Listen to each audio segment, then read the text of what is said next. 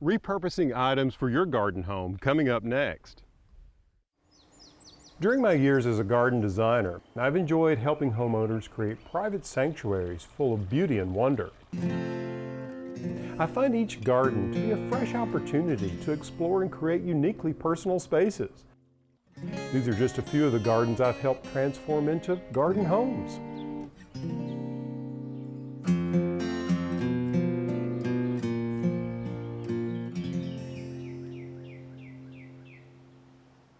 Good girl, come on.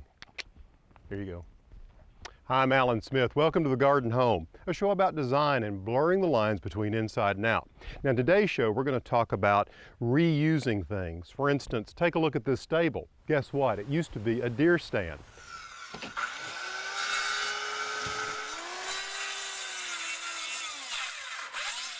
And what a transformation we made with that. You see, this show is about a phrase that we've all heard: reduce, reuse, and recycle in some creative ways. In the show, we're also going to take a look at containers. You see, I recently judged a container contest at LongHouse Reserve, where the term reuse takes on a whole new meaning. And if you've ever heard of xeriscaping, well, if you live in an area that has a major drought, I'm sure you have, you'll want to check this out. Plus, I'm going to show you how to use vegetables and flowers in a table setting, and we'll learn how to make this delicious recipe. But first, I want to show you what we've done with some old cotton wagons, so come on, let's go.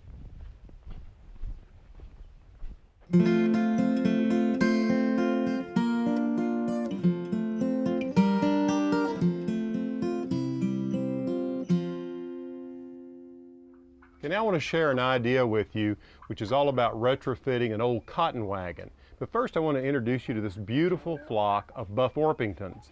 You see, this is an English breed from the 19th century, and they're really a gentle breed, a great breed to have around if you have children that want to raise a few chickens.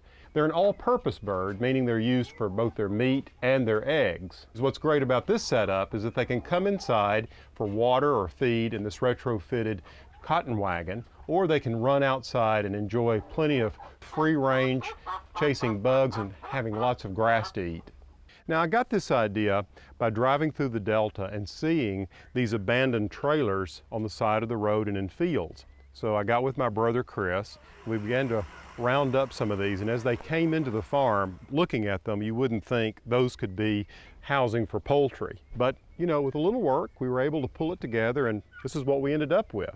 We started by getting a roof on them, and after that we put in roost poles for them to get up on at night.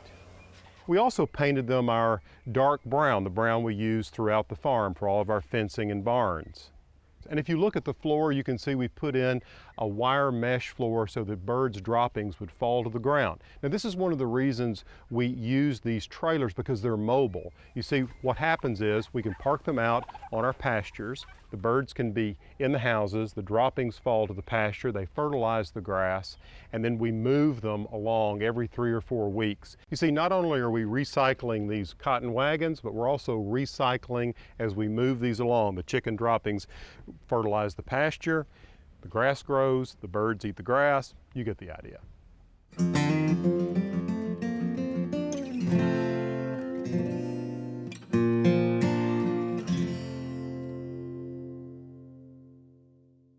I'm always trying to find new and unique ways to display flower arrangements, especially for events such as a picnic in the summer or having guests over for brunch. As you gather items to accent your outdoor settings, rely on the beautiful qualities of fruit, flowers, and the foliage of herbs to create winning combinations. Various types of fruit can make clever containers for flowers and herbs. Believe it or not, this apple will make a great container for many bouquets. You see, this is really simple. Just take an apple core and take out about 2/3 of the core of the apple. Now you've created a vessel to hold your flowers. So just pour a little water inside the apple just as you would when filling up a vase. Then cut your flowers with the stems. Now they're going to be very short, but long enough to fit into the apple. Then simply wrap a rubber band around the stems of the flowers and set the bouquet inside the apple and you're done.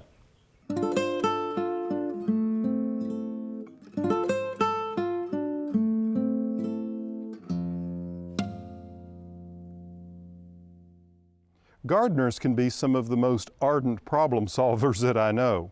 Whether it's marauding deer or bad drainage, a clever gardener can come up with an elegant solution to almost any situation. A good example of this is water conservation. It's a growing concern for all of us, whether we've got a garden or not. More and more communities are setting up water use restrictions. It leaves many of us wondering how these new guidelines will affect our garden spaces. Leave it to gardeners to come up with a wonderfully elegant solution. Xeriscaping. Xeriscaping means water conservation through creative landscaping. P.K. Clematis with the Denver Botanic Gardens tells us more about xeriscaping. The whole xeriscape movement, the water smart movement, was really almost born in Denver back in 1977. We had a very severe 2-year drought. By the early 80s, the Botanic Gardens realized we had to address these issues, and several gardens were begun in the 80s. This actual garden only was constructed in the mid-90s, and it's become probably one of our most famous gardens. It used to be, I think people always thought of gardening as just being a lot of color, and we have many gardens that have lots of annuals in them and lots of perennials that have lots of color, but the sad fact is that in our climate in Colorado, we can have frost in September and we can have frost in May. So there's really only 3 frost-free months. So if you're growing annuals, they don't perform like they do in some other parts of the country, but perennials have a much wider window. And especially a lot of our native plants here are much tougher, they bloom longer, earlier. And of course, the thing that really makes a difference is the fact that so many of these xeriscape perennials have what we call texture. And this garden, for example, at certain times of the year, in the spring and the summer, there's just unbelievable color. Even now, late in the summer, you can see there's lots of sunflowers, lots of bright spots of color here and there, but the textures of the leaves are so bold, and they're beautiful, not just in the fall, but in the winter. So the great thing about a lot of these native gardens is that they really pay rent, and they have a much longer a period of interest. What we find is each garden has a slightly different selection. A large percentage, probably half the plants in this garden, are natives to the Southwest, the Intermountain region, and those are actually becoming more available. I always tell people that it's not necessarily something they have to do all at once. So I start with pieces. To pick that problem area in your garden that you're having trouble maintaining the way it is. If it may be a steep slope or it may be the south side of your house, start off with a small piece and build from there. And a lot of people want to just, especially when we have a drought period, a lot of people want to tear out all their lawns and everything else. I think it's important to have some bluegrass, and for kids especially. You don't try and do everything all at once, because then you'll just get frustrated and discouraged. The bottom line really is that we get droughts often enough that people really know that they have to grow these.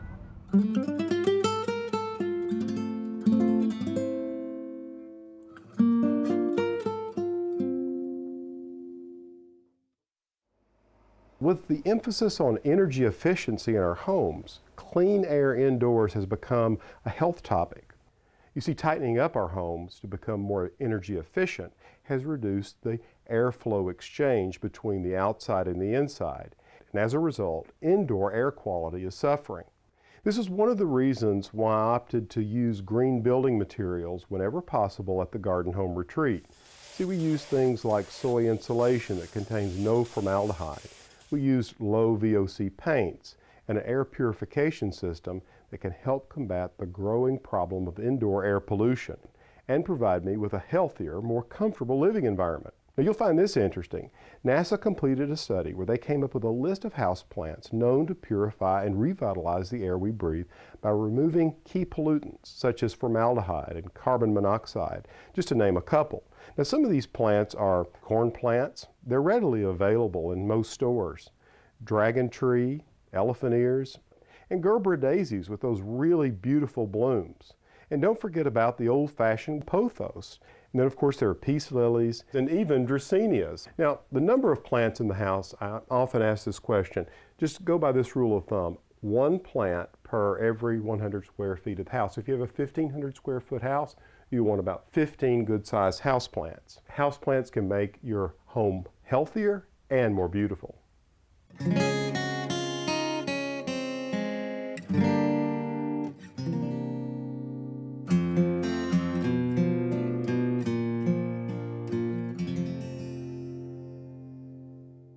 Over the years, I've managed to collect what seems to be now a vast collection of traditional terracotta containers. But I like to shake things up a bit by using things that aren't quite so traditional. For instance, I've often used galvanized buckets of various shapes and sizes for planting vegetables and herbs, and even an old hibachi grill and teacups to plant herbs. Getting creative with items that you have lying around will give your garden a little spark, a little whimsy. You see, the possibilities are endless.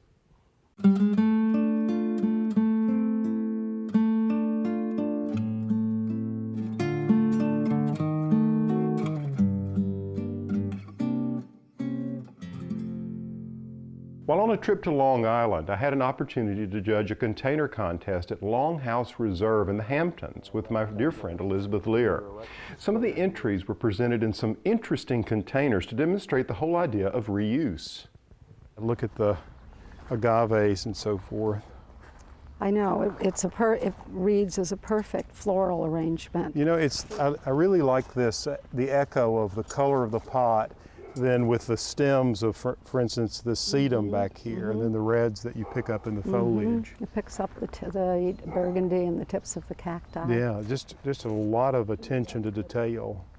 And the quality of the plant material, my heavens, is just par excellence. Look at these rosettes. Yeah, they're killer. The form and texture. I want it to have a blue. A blue. Yeah. Of all that I've seen, this is the simplest composition. I love this. It almost looks like a handmade container. It is. It was. It's a concrete. It's beautiful. Yeah, the form was handmade. And I love the sort of the solidity of the container, and then this effervescent, ethereal planting of euphorbia. I'm liking it. Hey, this one's rocking and rolling, isn't it? Oh my! You know, in my part of the world, in the country, we see tires used in very innovative ways, but nothing with this level of creativity. Yeah, the black, truck tires with the pine tree turned inside out. Inside out. Yeah, so this is actually the inside of the tire here. The electricity of these colors pick up the Agapanthus, which I believe is a perennial Agapanthus. In any event, it's a dwarf.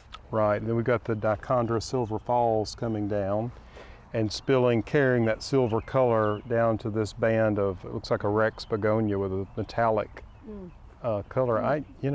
And look at the way they accented.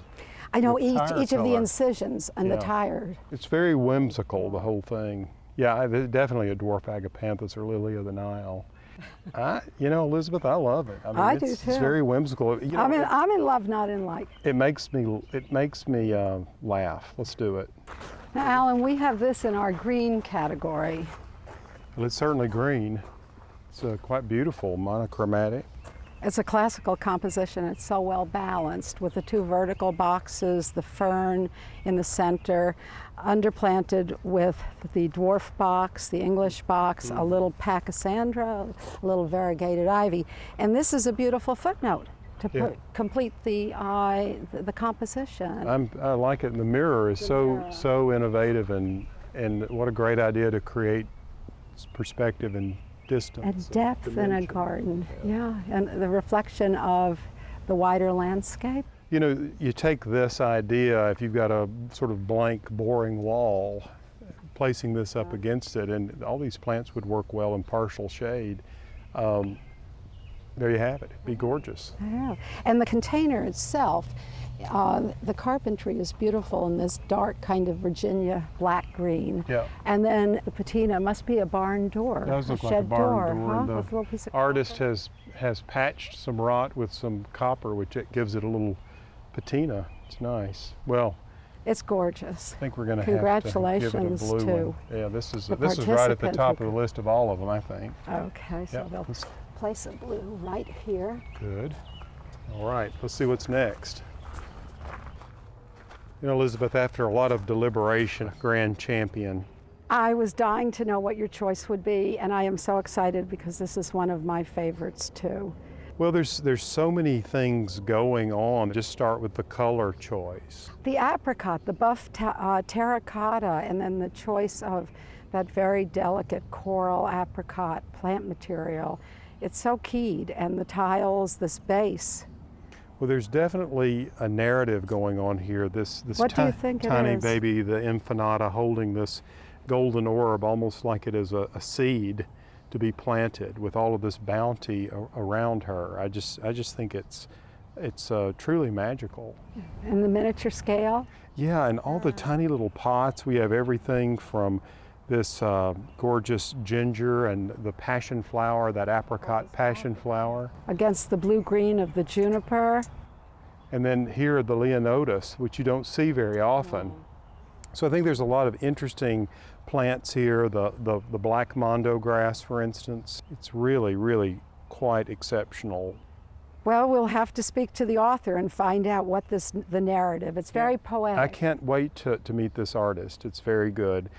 Elizabeth, it's been a joy. Thank you for helping me work through this very difficult exercise. There were so many great ones. Alan, and thank you for being here. We're honored.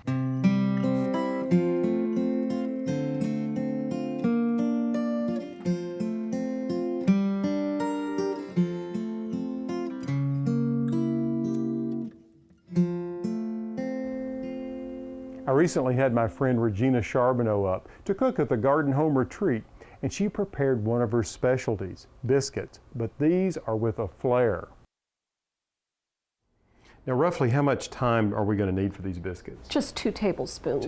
Now, this is just your basic biscuit recipe, right? It's my basic butter biscuits that I roll in several layers to get flaky, and then I just add different ingredients. And well, they're always fantastic. We're here with Regina Charbonneau, one of my favorite friends to cook with from Natchez, Mississippi. I call her the Biscuit Queen.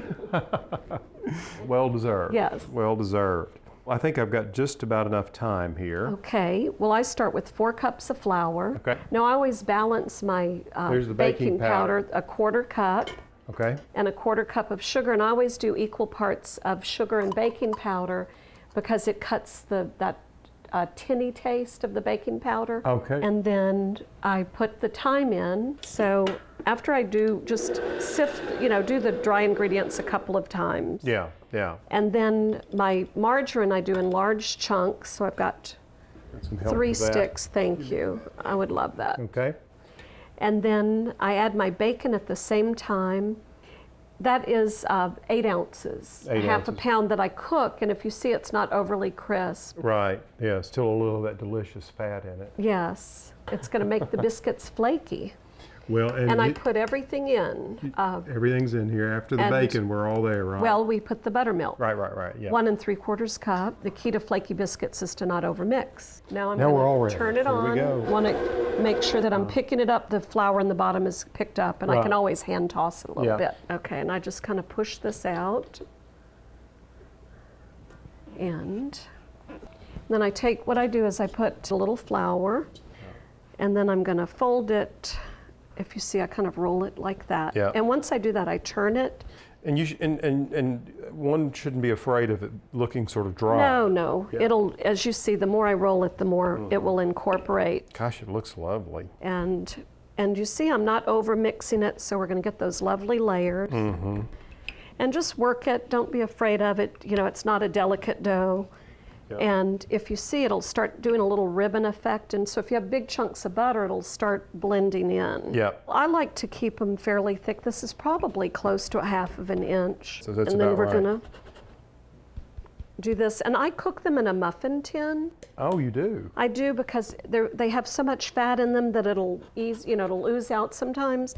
And the muffin tin catches it, and it makes a really nice little flaky bottom. And all of my biscuit recipes, they freeze well, unbaked. You put them on a cookie sheet, you freeze them, then you Perfect. put it in a muffin tin and bake it.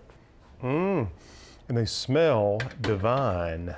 And then, like I say, with the orange marmalade butter, I whip the butter and then add the marmalade. And I make all kinds of flavored butters. I do So what's the sun-dried tea. ratio of butter to the marmalade? It's 1 tablespoon of marmalade to 1/4 pound of butter. Now, how long did the biscuits bake? About 20 to 25 minutes at 350, just until they're golden brown. I bake my biscuits on the top shelf. That way they don't get too crispy on the bottom and they're perfect on top. That's another little trick. Very good. Well, thank you You're for spending welcome. time in the kitchen with me. Loved it. It's always fun.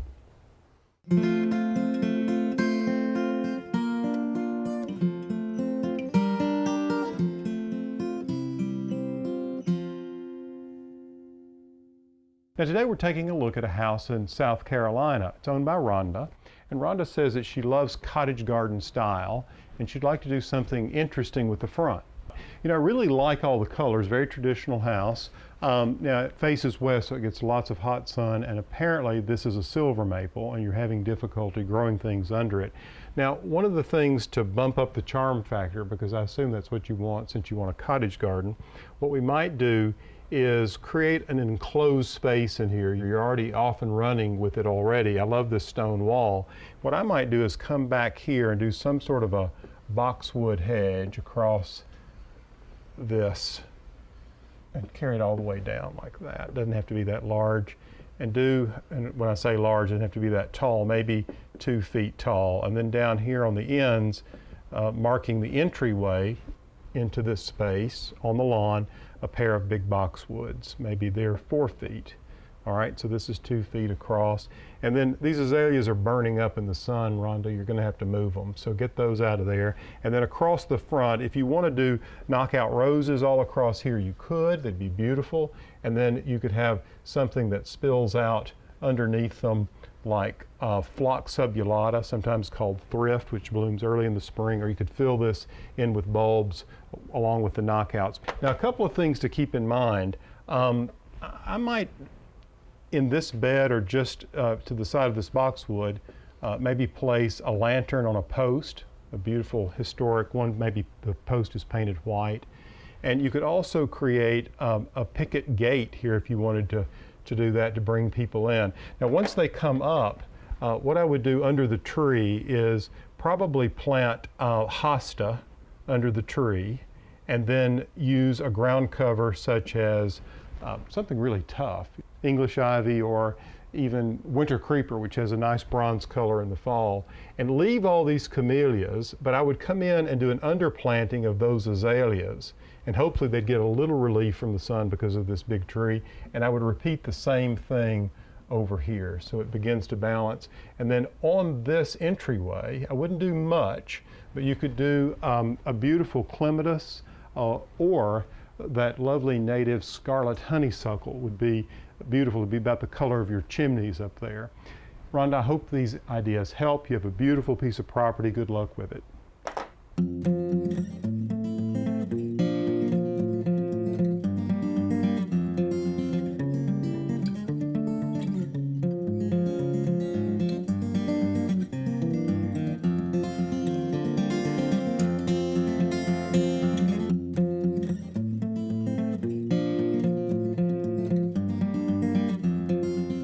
Carrying on this idea of retrofitting or reusing or recasting rolls, just take a look at our barn. If you recall, that barn was a big metal tractor barn. Well, that's all the time we have for today's show. I hope you've enjoyed it as much as I have and been inspired by ways that we can reduce, reuse, and recycle. Until next time, from the Garden Home, I'm Alan Smith. More information about today's topic and other topics covered in this series can be found at plansmith.com.